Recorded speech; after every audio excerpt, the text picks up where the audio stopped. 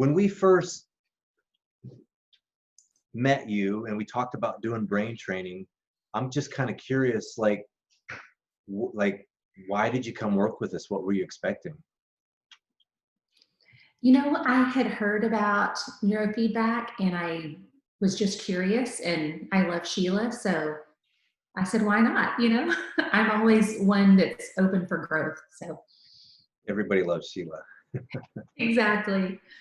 Um, so back then, if you can, try to put yourself back there, what wasn't working? What challenges were you having? You've heard people say they feel like they're on eggshells around people. I Mhm. felt like I was on eggshells just with myself, just kind of tiptoeing around. And I've explained it to some people like I was maybe on a surfboard, even though I don't surf, and just cruising along, and then a wave hits me, and boom, I'm out. Just like gasping for air, trying to get up, and it's like I just have maybe such a positive attitude that I um, wasn't expecting bad things to happen. And when they did, it just totally took me off guard and caused a lot of anxiety. So that's how I was pre brain training. Was your symptoms mostly in social settings? I would say so, yeah. Um, or something maybe personal. I am co-parenting with somebody who has different values and boundaries and expectations. So three kids and then that can cause some issues with anyone. So I just think that I was just so edgy that anything that happened kind of threw me off. Did you have like physical manifestations? Oh my gosh, yes. Yeah, please label them all out because other people have them too. Okay, so first of all, before I did this work with you guys, I it was hard for me to get out of bed, and nobody wants to admit that, but I would just go take a nap just to kind of escape, and that was kind of my go-to coping mechanism. But I also frequently got sick. I mean, and like sick to my stomach, and it was a real thing. Yes. And it was when I would, if there was a social situation coming up. Now looking back, I see that how my body was maybe trying to get out of things. I didn't realize it at the time. I just thought, oh, I'm sick. But I see now that it was anxiety. Yeah. So I can't remember all of either the friends that I not stood up, but canceled on, parties, events that I canceled, just because, and it was anxiety and just that unrest feeling and uncertainty and just not feeling well and basically hiding out. And I love the fact that that has changed because I realized my world had gotten so small. I was a Yes. stay-at-home mom for almost 20 years, and in a relationship that needed help. And I really just, like I told you, I would just cancel stuff. And so I stayed at home and my world got small. So working with you guys helped me to become more of who I already was. And even people that I know say, you're more like Ellen that we used to know. So I really enjoy people. I thought I was an introvert and didn't like people, but I really do. And working with you guys helped me see that. That's awesome. What's funny is the first time I met you at that party, we talked for a little bit. And I don't even know if Sheila ever told you this, but I went home and I was like, who was that delightful woman I was talking to? And she's like, what are you talking about? And I was trying to describe her. And I don't mean to call you out, but you had snuck out because you had some anxiety, right? And I'm Yes. like, and she's like, that was like Ellen, my photographer. She snuck out because she was. And I'm like, no, no, no, that couldn't have been her. I'm like, no, this chick I was talking to, she was awesome. She was pretty and she had a great smile and she was really smart and we were totally engaged. And she's like, yeah, that's her. I'm like, it can't be. There's no way that she snuck out. She was like an awesome social person. And Um, anyway, it was you, but that was me. And I don't know how, I mean, at least the past 20 years, that has been my life is this, dance of wanting maybe to do things and then backing out. And I did that my whole, in every area of my life, work, personal relationships, school commitments with the kids. And it's not that I was flaky, I'm sure it appeared that way to other people, but I just let things that were happening affect me internally. Okay. There's a few things I want to touch on here that you brought up. I want to get into a little more. Were there any other physical symptoms, like did you ever sweaty or shaky, or Um, you mentioned the getting sick to your stomach? yeah, I think that it mostly manifested just in nausea. And I mean, it Okay. was full blown. Um, so then you talked a little bit about like how that was affecting family and friends. I know it can be painful, but I think it's important to get into that pain a little bit for people, because the challenge that I have is people, when they're locked into anxiety type patterns, and I think you're going to know exactly what I'm talking about.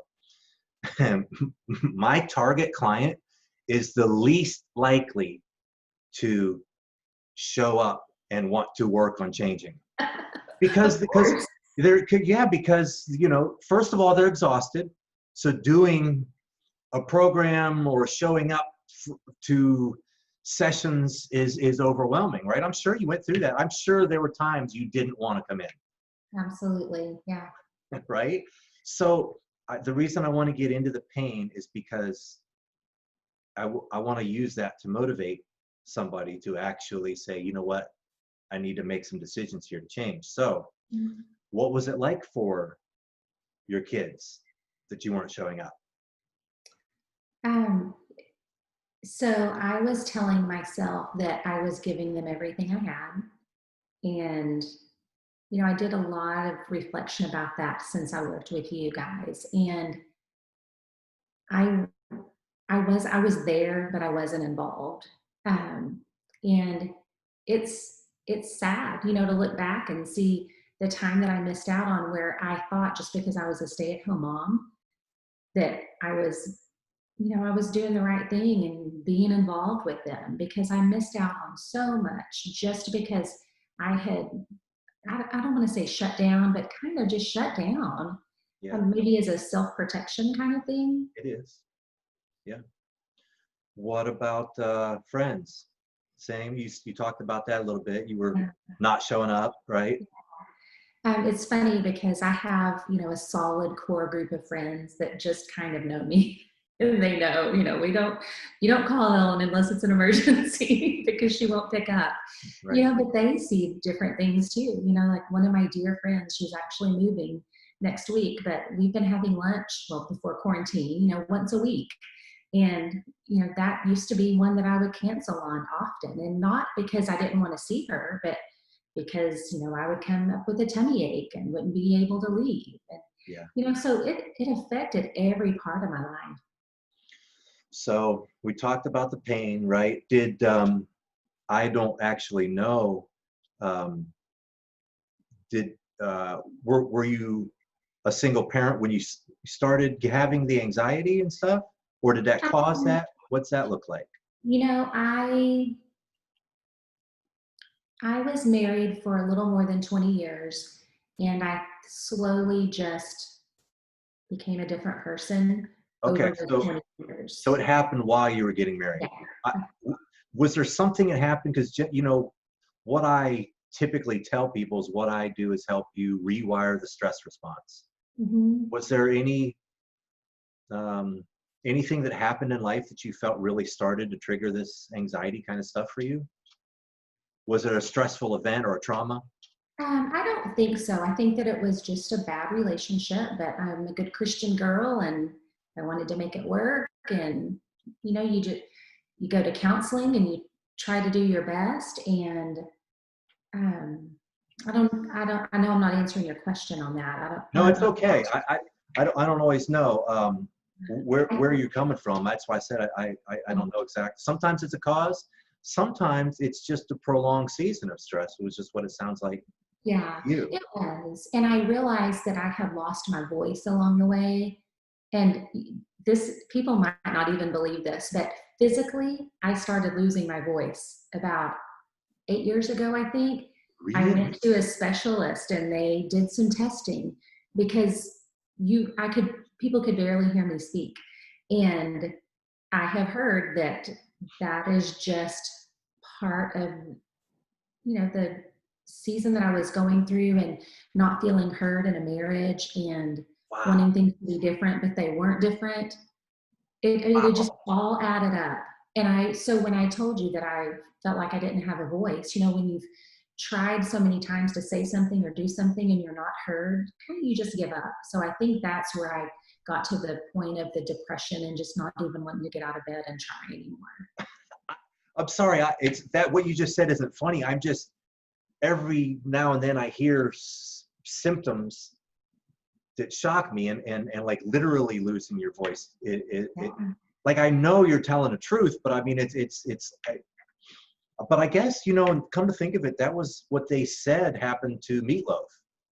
The reason he couldn't sing anymore was due to psychological trauma. Wow. He'd gone through something. Uh-huh. Anyway, so did when you started feeling better, when we started the training, was that when your voice started coming back, or was that from prior therapy? I had separated already and gone through my divorce and had worked through a lot of stuff, just with the counselor, but I still um, felt very insecure. I was not confident at all. Yeah, yeah. And so that's when I started working with you guys. So I had, gotten my voice back and I was in a better place and felt like things were good, but I had no confidence and still had all that anxiety.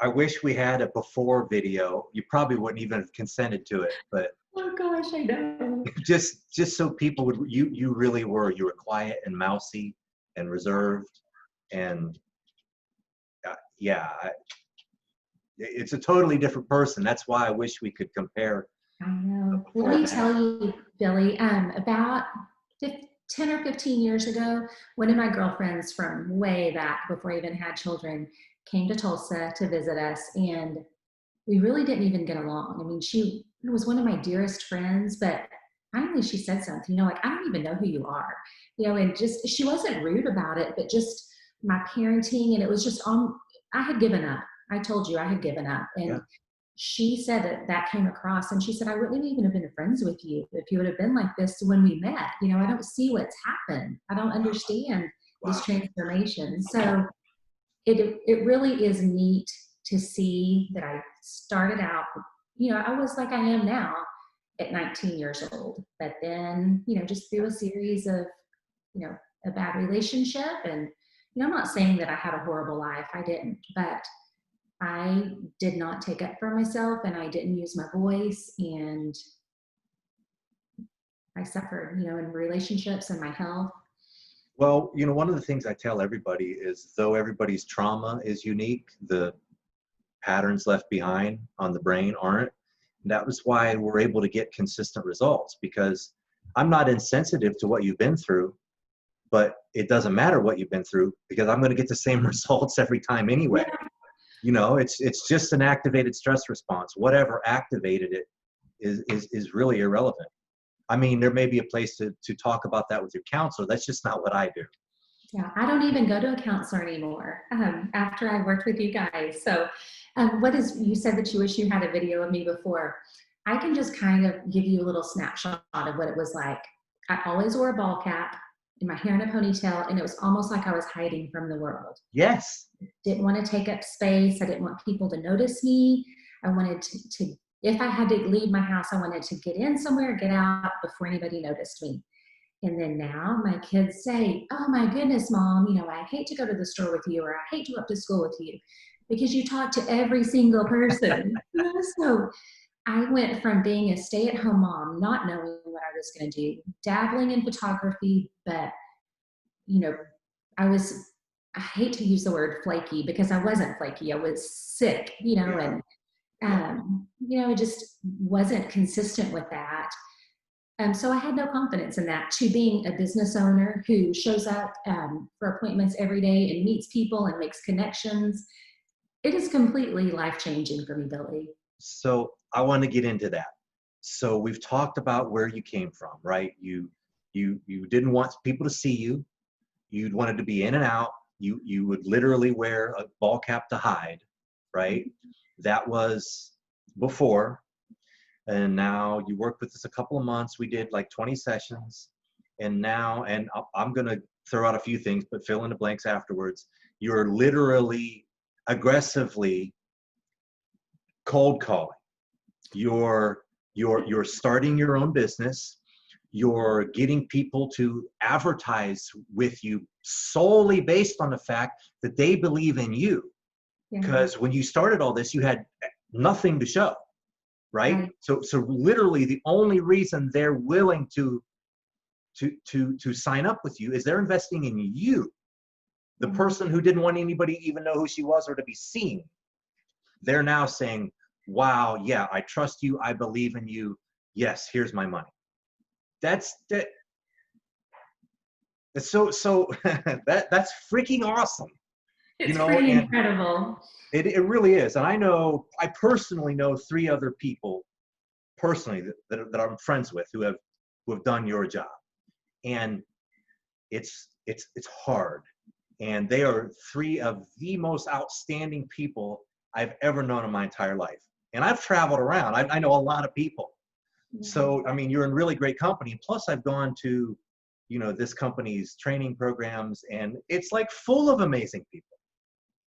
And yeah, you're in great company. And I just want to make a big deal about the contrast to going from, like you said, not having a voice, not wanting to be seen, not wanting to take up space, to totally filling your own space now. Yeah. Am I making you cry?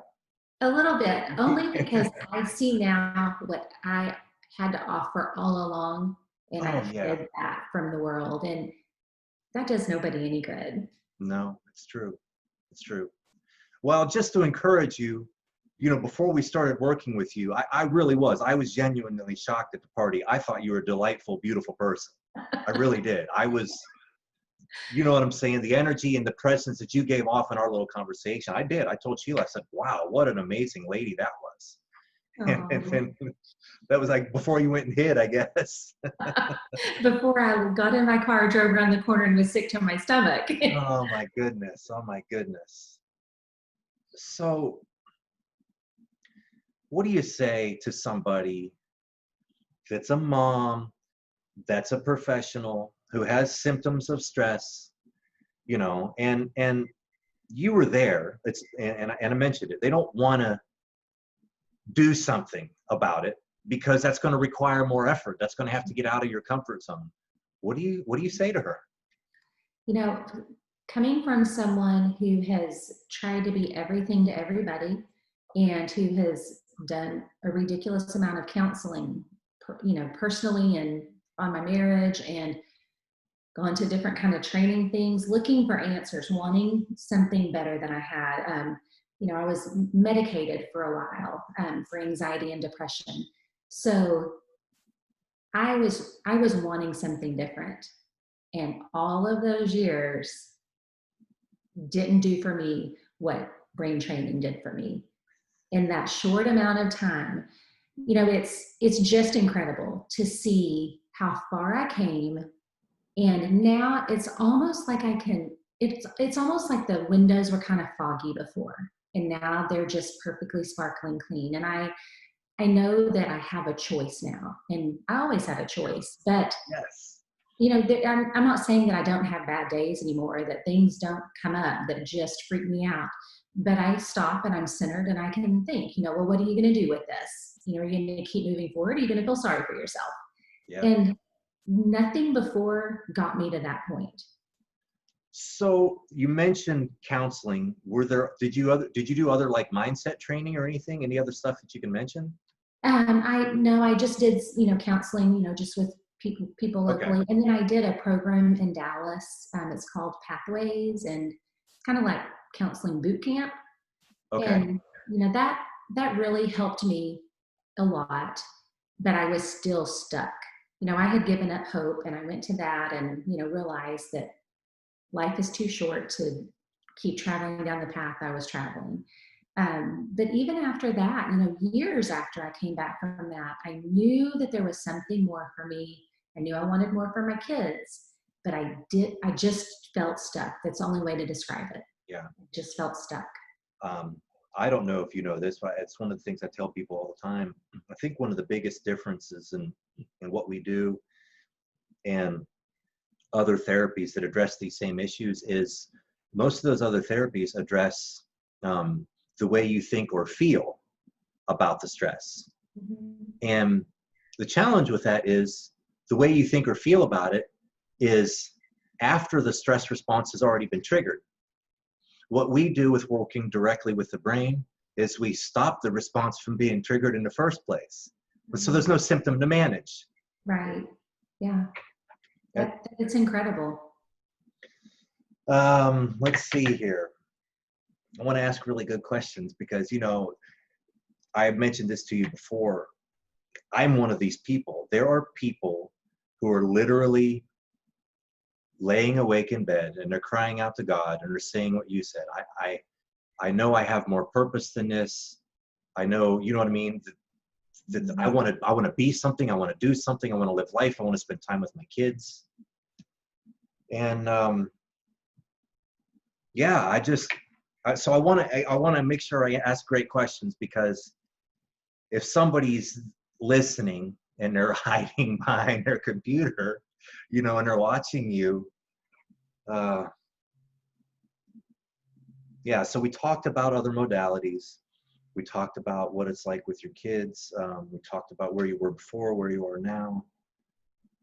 If you don't mind me just saying this, I think a lot of other moms are like this. I would do anything for my kids. I would do anything for my friends. I would have done anything for my husband, but I wasn't willing to do anything for myself. And I just felt it was selfish. And if I would have known now, if I would have known then what I know now, and I could have gone back and taken care of myself, that would have been the best gift I could have given to everybody that loves me.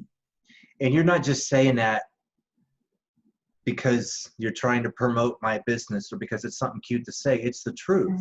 It's a little bit of tough love here, that if you really want to be there for your family, which is what you're saying, then you have to actually be there, not the shell, right? Mm-hmm. Not physically, but the emotionally, spiritually there. Mm-hmm. I think that's what you're saying. Yeah, absolutely. My kids had there was a stretch of time when I was there for them physically, but not emotionally. And that breaks my heart, because I'm not sure there's another mom around who loves her kids more than I do. But I just was in a place where I didn't have it for myself, so I couldn't give it to them. Yeah.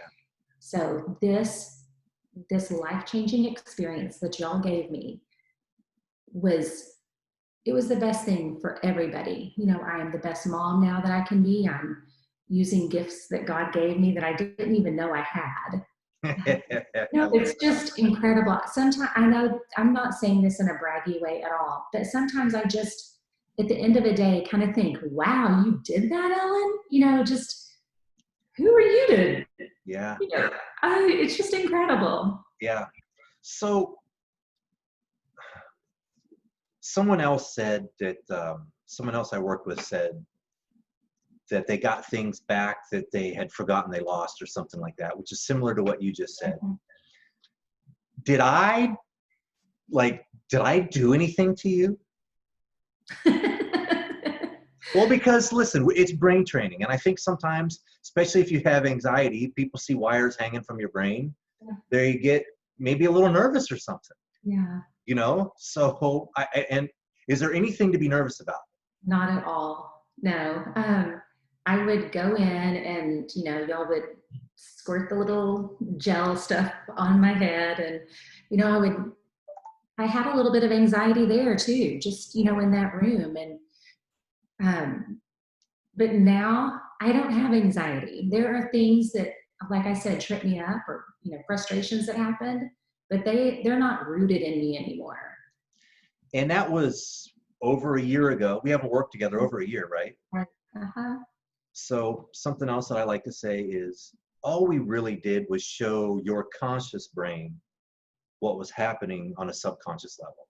Mhm. You wanted to fix it, and you did fix it. Your brain's the one who fixed it. Mhm. And that's why it's permanent. I mean, that's why you still have it. You know, and it doesn't mean that there's nothing else we would ever need to work on, but what your brain saw and fixed, you carry with you now, right? I mean, you're not getting worse again and needing more treatment.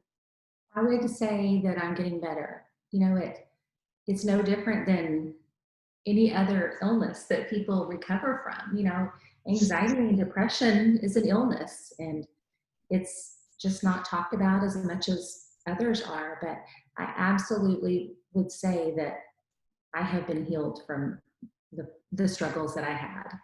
It's incredible.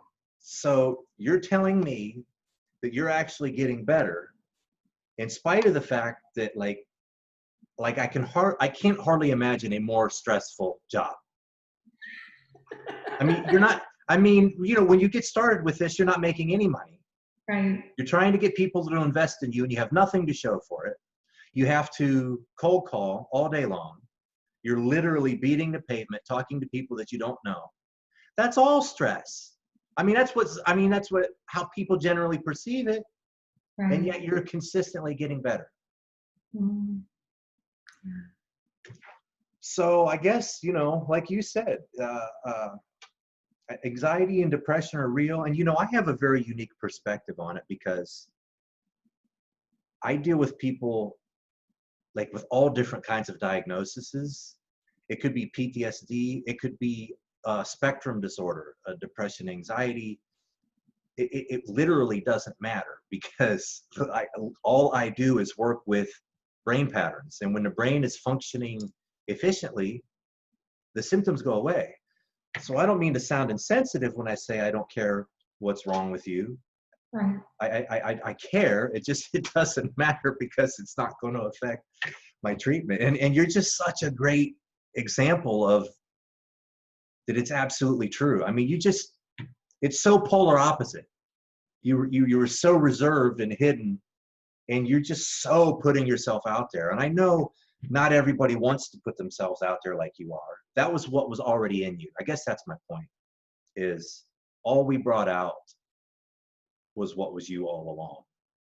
It just was hidden under these layers of stress and pain and trauma. Right. And once the layers were peeled away, that you just had the opportunity to shine. Yeah. Absolutely.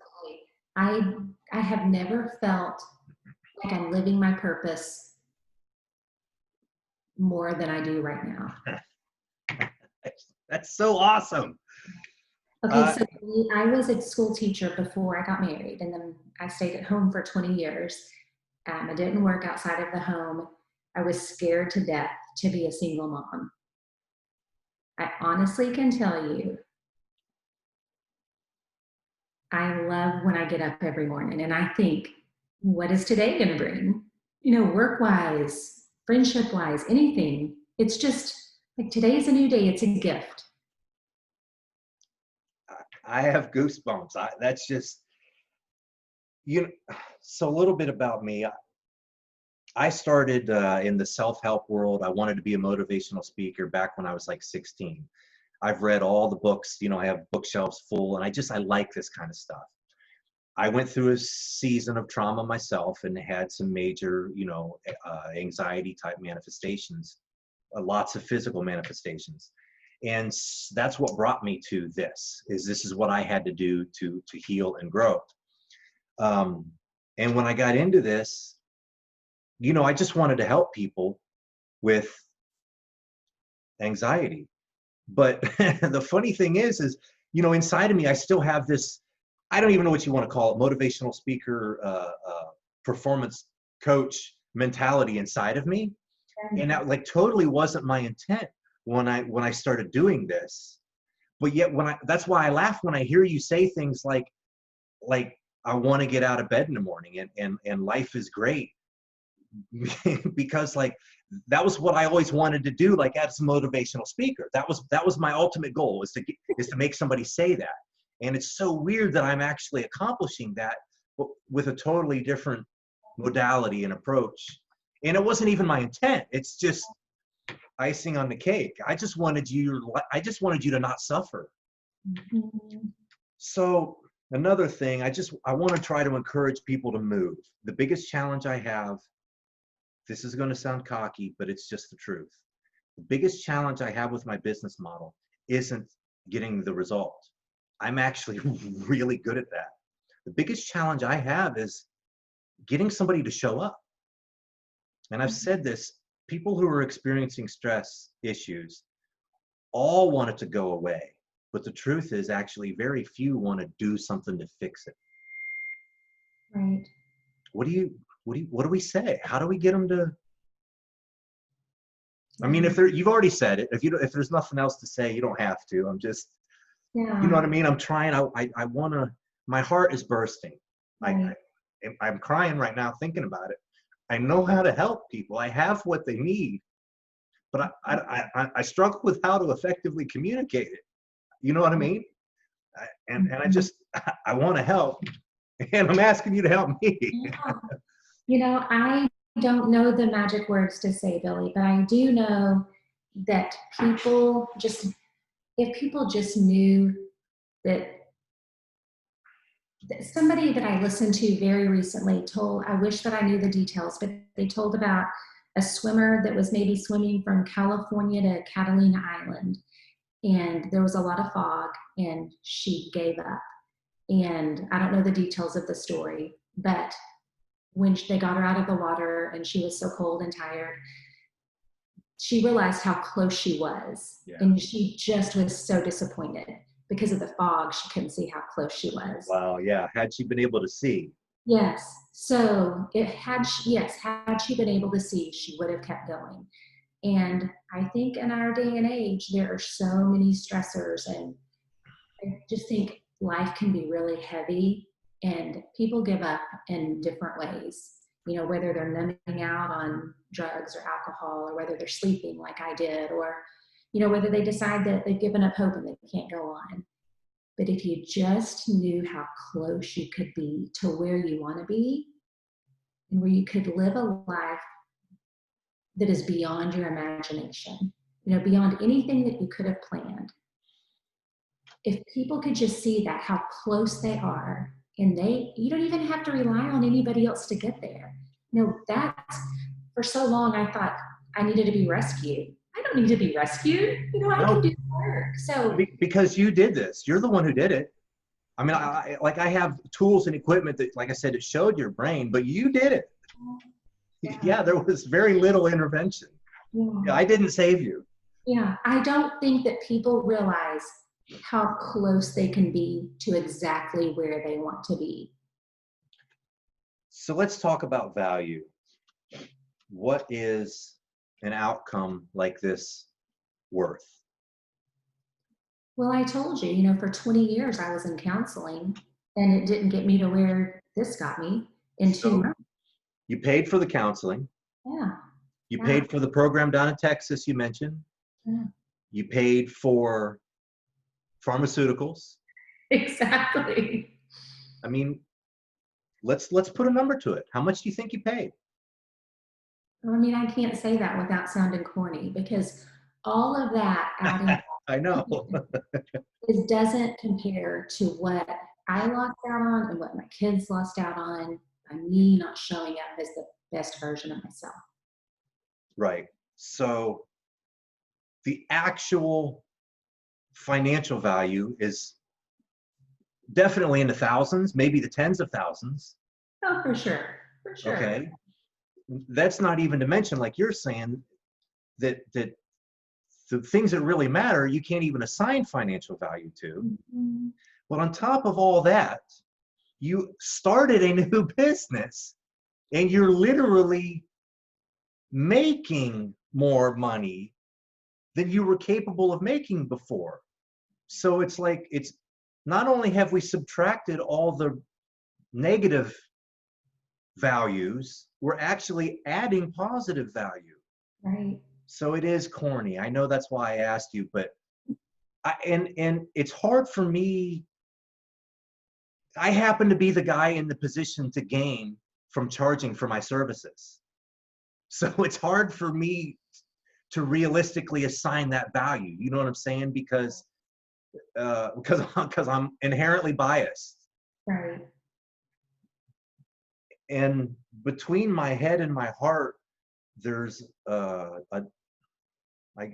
there's a disconnect sometimes between, you know, how do you assign a value to something like this, and what does that mean?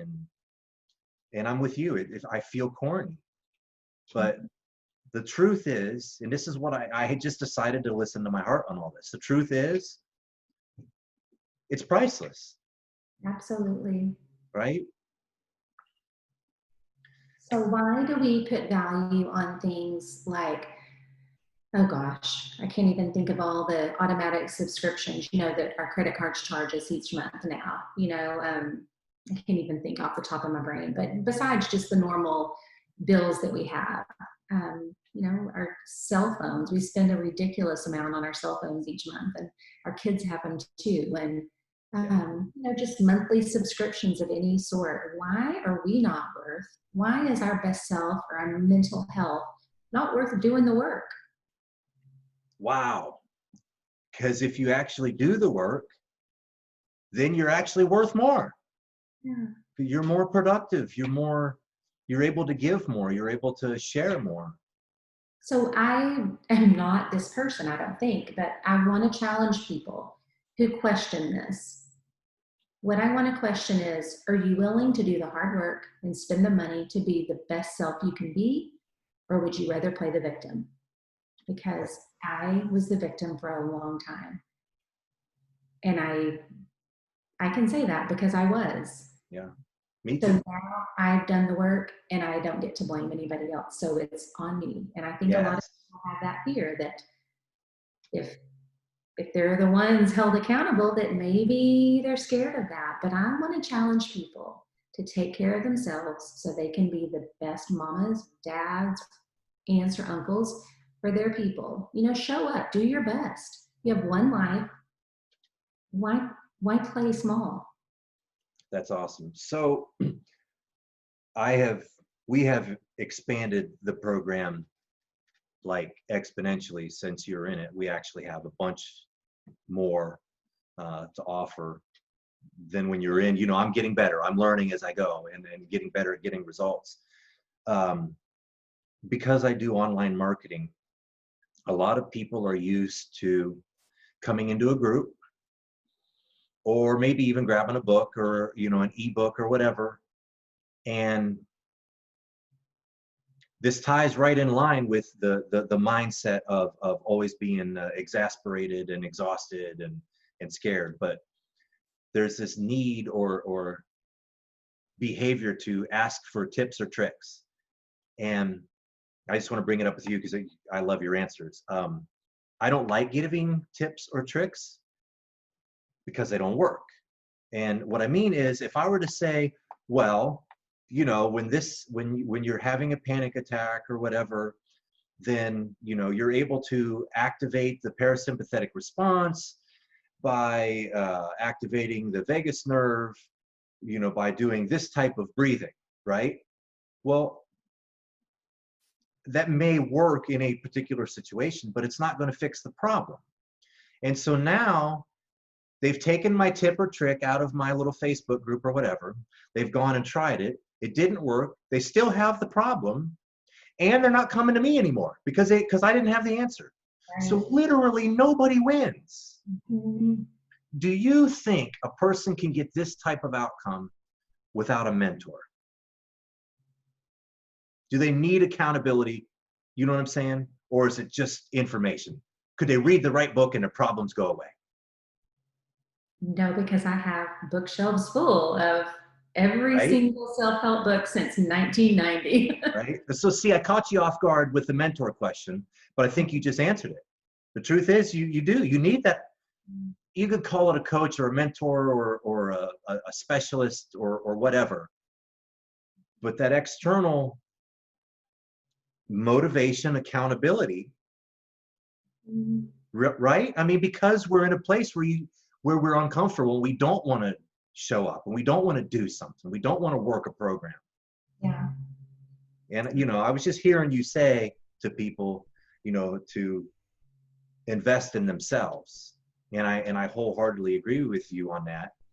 And I just wanted to clarify that investing in yourself really means investing with somebody who has been there, who has walked the path and can lead you to where you want to be. Absolutely. Because there's unlimited information instantly at our fingertips at all times. If information were going to change you, then you wouldn't have the problem, right? Absolutely. Transformation is what we need. And it's why I get so passionate, because I realize that it's my job as the coach and mentor to provide that. Yeah, I mean, yes, the program has to work, but it does, but what I'm ultimately trying to get out of this conversation is that motivation to get them to, transformation. Yeah, absolutely. You have such a precious heart. I love the way you articulate things, and I love your enthusiasm, and you just, passion for excellence. I do feel like, I don't know, like maybe, like I said, we have all these other stuff that we do in the program now. I almost kind of want to work with you again. Because I'm not going to handle being any more positive than I am now. you're kicking butt, and yeah, it's inspirational, and yeah. And Sheila's on to something new now, but very much, grabbing life by the horns and kicking butt too. She is amazing. She is a little ball of fire. I mean, she's tiny but mighty. I know. And it's funny, I'm just going to go ahead and say it. The one thing that she constantly humbles me with is how great she is at not taking offense. Like, she doesn't get mad at people. She does the right things for the right reasons. It doesn't matter if you're a jerk. It doesn't matter if you deserve it, and it really, I mean, she is a spitfire, but what I'm getting at is she's just so nice. And I don't know, I feel like there's this secret power in not being offended that enables you to just show up every day and just accomplish stuff. Right. Because you're not weighed down, I don't know, with your own pompous being rightness. I'm talking about me. Yeah. Okay, so I am not good with quotes, but I love them, but I always butcher them. There's one that says something like, an unhealed person can find offense in anything. And that is so true, because healthy people have perspective that unhealthy people don't. Yeah. And it's when you've done the work, it's so easy to spot it. To be Yes. offended and Yes. personally, it's so nice to not be in that spot. So I think what you just said is another reason why you need a mentor. You need, right? You can, to see that energy and to see that, that behavior manifested is contagious. Absolutely. Wow. I don't know, maybe we should talk again sometime. I just feel like there was something that I wanted to ask you and I'm forgetting now. Because people ask me questions all the time. So let me tell you, Billy, if they, this is coming from somebody who used to not even answer her phone because she was so antisocial. Yeah. If people question whether they should do this and they want to talk to somebody, tell them to call me, give them my number. I'm happy to answer any questions people have. That's super awesome. I'm glad you said that. I don't even know if you're actually in, I have a Facebook group where I talk about all this. If you're not in it, I will put you in it. And then that'll be a real easy way for them to contact you through Facebook. Awesome. Well, is there anything else? Anything else you'd like to say? Any questions for me? Oh, the only thing that I would like to say is thank you from the bottom of my heart, because I am living my best life because of you guys. you know, I was so stuck that I didn't know what I was missing out on. I thought everything was fine. You know, I tend to be a Pollyanna and I look for the good in everything. So even when I was at my lowest, I looked for the positive, not knowing what was on the other side. Just like I talked to you about the swimmer, she was so close to the shore, but she didn't realize it. So thank you guys for helping me get to the shore. Wow, that's awesome. Thank you. Really. So we should, we're coming out of quarantine here. Maybe we should go get lunch or something. That would be awesome. Okay. All right, I'm going to sign off here. Okay.